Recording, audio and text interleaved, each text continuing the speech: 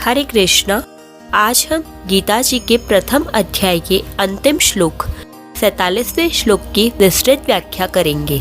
संजय उवाच एवं उक्त्वा अर्जुनः संख्ये रथोपस्थ उपाविशत् विसृज्य सशरं चापं शोक संविघ्न मानसः।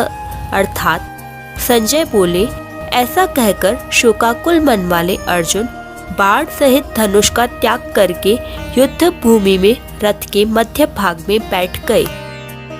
व्याख्या है, युद्ध करना अनर्थों का मूल है।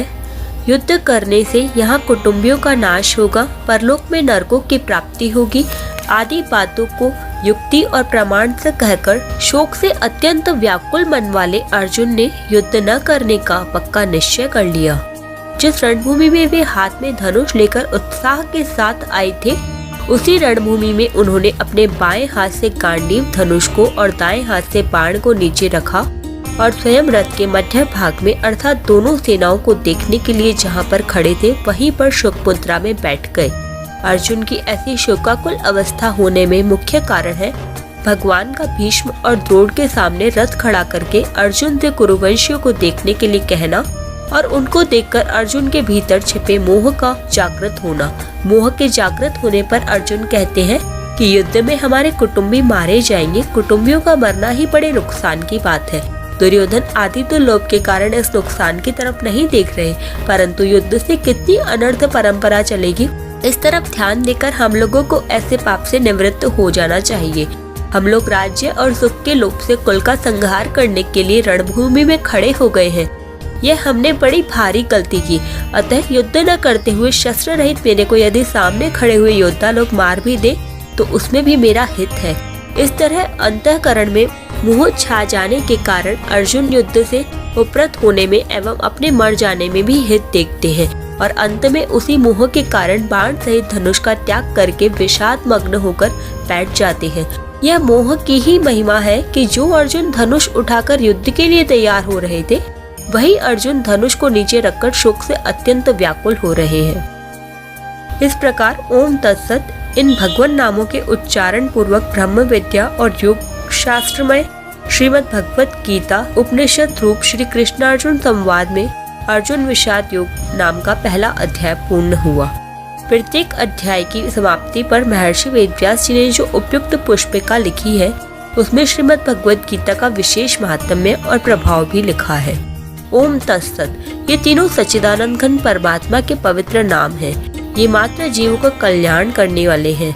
इनका उच्चारण परमात्मा के सम्मुख करता है और शास्त्रभेद कर्तव्य कर्मों के अंग वैकुण्य को मिटाता है। अतः गीता के अध्याय का पाठ करने में श्लोक, पद और अक्षरों के उच्चारण में जो भूल हुई उनका परिमार्जन करने के लिए और संसार से संबंध विच्छेद पूर्वक भगवत संबंध की याद आने के लिए प्रत्येक अध्याय के अंत में ओम तत्सत का उच्चारण किया जाता है। महर्षि वेदव्यास जी के द्वारा अध्याय के अंत में ओम के उच्चारण का तात्पर्य है मेरी रचना का अंग वैकुण्य मिट जाए। तत् के उच्चारण का तात्पर्य है मेरी रचना भगवत प्रीत्यर्थ हो जाए और सत के उच्चारण का तात्पर्य है कि मेरी रचना सत अर्थात अविनाशी फल देने वाली हो जाए।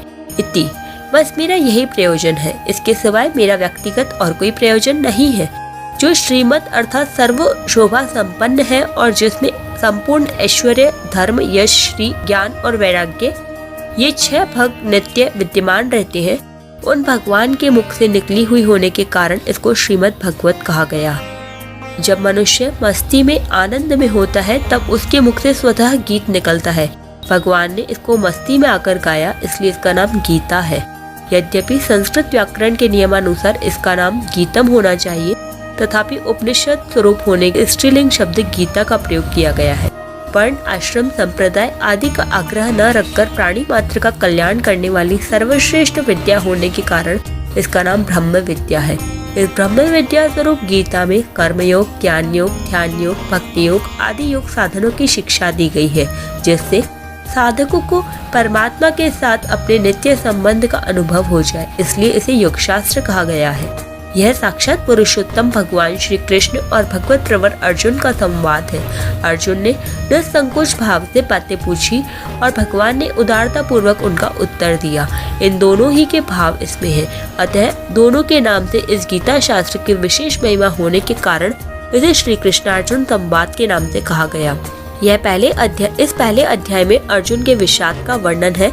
यह विषाद भी भगवान अथवा संतों का संग मिल जाने पर संसार से वैराग्य उत्पन्न करके कल्याण करने वाला हो जाता है। यद्यपि दुर्योधन आदि को भी विषाद हुआ है, तथापि उनमें भगवान से विमुक्ता होने के कारण उनका विषाद योग नहीं हुआ।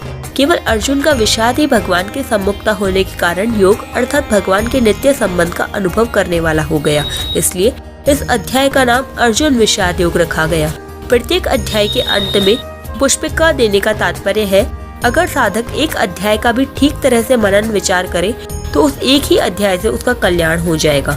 यहाँ परिशिष्ट भाव यह है कि गीता की पुष्पिका में ब्रह्म विद्यायाम, योग शास्त्रे और श्री कृष्ण अर्जुन संवादे ये 3 पद तो एक वचन में आए हैं, पर श्रीमद् भगवत गीता सु और उपनिषदसु ये 2 पद बहुवचन में आए। इसका तात्पर्य है कि भगवत वाणी संपूर्ण उपनिषदों में श्रीमद् भगवत गीता ही एक उपनिषद है, जिसमें ब्रह्म विद्या, ज्ञान योग, योग शास्त्र, कर्मयोग और श्री कृष्णार्जुन संवाद भक्ति योग आए हैं।